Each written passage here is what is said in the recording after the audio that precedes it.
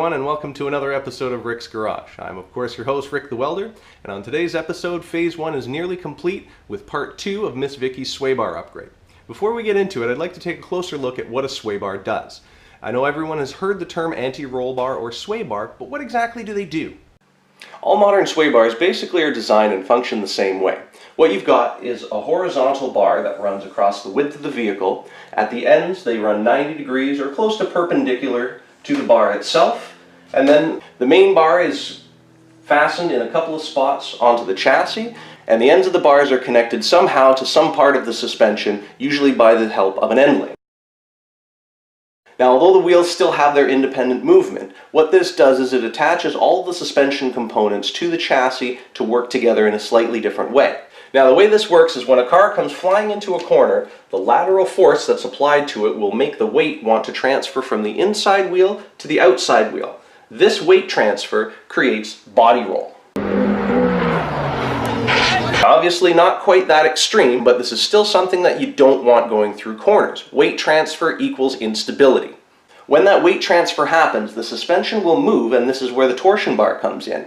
The ends of the bar try to flex in opposite directions, and because the bar has internal tension, it resists that twist, helping to keep the body more upright by trying to limit the amount of weight transfer from the inside wheel to the outside, thus eliminating body roll.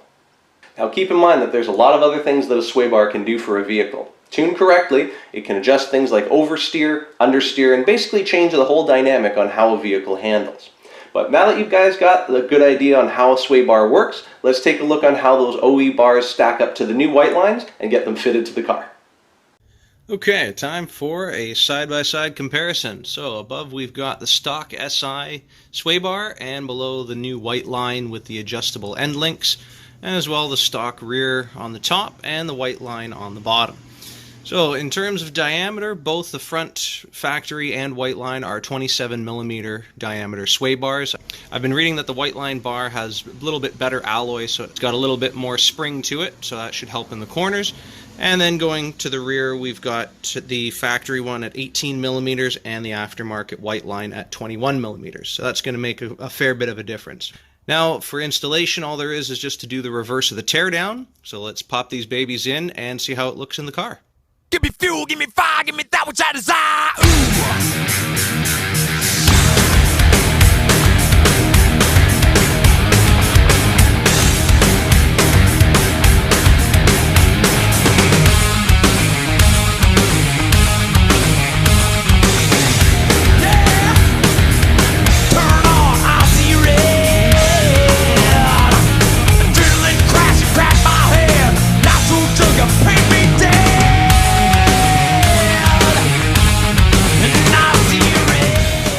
So according to Whiteline's website, the closer the hole is to the debushing, the stiffer the bar is. So I'm going to use the adjustable sway bar links that I've matched to the OE. If they need to change later on, I can always change them down the road.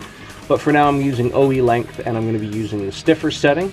Something very important that I had been told years ago by a mechanic is that when you're attaching a sway bar, always make sure that before you tighten the end links that the weight of the car is on the suspension. Otherwise you're going to do something to the sway bar called preload. And essentially that's just putting tension on the sway bar for when the car is at rest. And that's something that you don't want to do. The only time you want tension is when the car is under load. I'm going to fit these loosely for now, and once the weight of the car is on, then I'll tighten them all up. Another product that I'm going to be installing are these lateral locks. So a big shout out and thank you to Civic Si user Late Apex for the tip. He encountered a little bit of walk side to side laterally with the sway bar, so putting these on will eliminate that possibility. They split in half, just go over top of the sway bar, make sure they're nice and tight. Before you put these on, of course, make sure that you measure both sides to see that the sway bar is in fact equal before you lock it down in place. Join the crash. Headlights, headlights, another junkie lives to fail. Down this way too fast, fast, fast. Oh, I burn. Fuel is pumping engines. Bring her loose and clean. And I burn, turning my direction. Going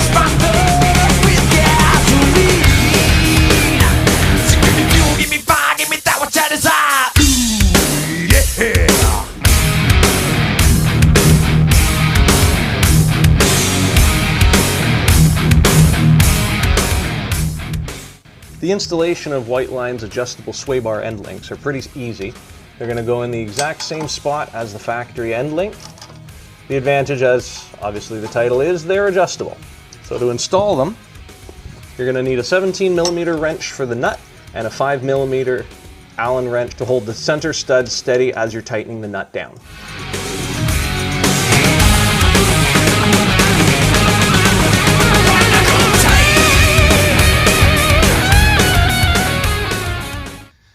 Okay guys, I'm going to give you a perfect example on why you don't tighten sway bar end links without the weight of the vehicle on it.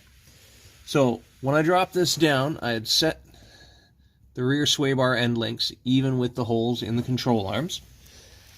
After I lowered it down and rolled the car back and forth, let the suspension settle, take a look at that difference. If I had pinned these in without letting the suspension settle, that bar would have been under so much preload it would have been ridiculous. Okay, so I'm going to pick a side, probably this one because it's lined up already, and then I'll adjust the other one to suit to make it even. Perfect setup is that at rest, this sway bar is sitting and those bolts would be able to go in and out by hand, no tension on them, so that they're lined up properly. Okay, so access is a little bit tighter on the front, but here is the front end link, top and bottom attached to the strut. So to adjust these are actually a fair bit easier than the rear. That center anodized piece is actually a turnbuckle. So down here we've got a left-handed thread, up top we've got a right-handed thread. So once you've got the two ends tightened in, it's basically just a matter of spinning that turnbuckle to increase or decrease the distance between the two ends. You want to try to eliminate any preload in the bar, much like you do on a rear sway bar. And what you want to do is, with it sitting in there loose, you adjust the turnbuckle just so you start feeling a little bit of pressure. Go in the other direction again, just so you start feeling a little bit of pressure. And you want to back it out somewhere in the middle so that everything's nice and loose, and then we're going to tighten this one up. So all that's left after that is to take these jam nuts and tighten them against the turnbuckle, and that way it makes sure that it keeps your adjustment. Alright, sway bars are in, and I cannot wait until Miss Vicky is ready to get thrown on a track to see what those things can really do. So stay tuned guys, phase 1 is nearly complete. There's one step left to go. If you like what you see, throw up a like and feel free to hit the subscribe button to get instant notification every time a new video is up and ready to go.